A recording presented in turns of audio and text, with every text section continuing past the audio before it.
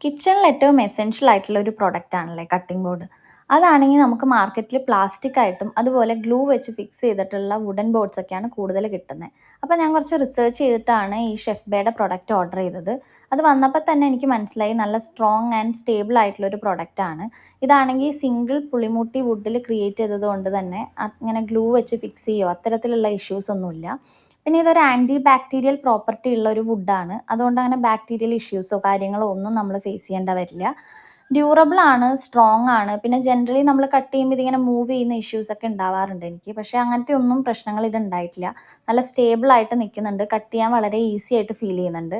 പിന്നെ കട്ട് ചെയ്യുമ്പോൾ ഇങ്ങനെ വുഡ് ചിപ്പ് ചെയ്ത് പോകുന്ന ഇഷ്യൂസ് ഞാൻ കണ്ടിട്ടുണ്ട്. അതുണ്ടോയെന്ന് ഞാനൊന്ന് ചെക്ക് ചെയ്ത് നോക്കി. അങ്ങനത്തെ ഇഷ്യൂസ് ഒന്നും ഫീൽ ചെയ്തില്ല. പിന്നെ നമ്മൾ നന്നായിട്ട് വാഷ് ചെയ്ത് നമ്മളൊന്ന് ഡ്രൈ ചെയ്ത് കീപ്പ് ചെയ്യുകയാണെങ്കിൽ നമുക്ക് ഒരുപാട് നാളത്തേക്ക് ഈ ഒരു സിംഗിൾ പ്രൊഡക്റ്റ് തന്നെ മതി.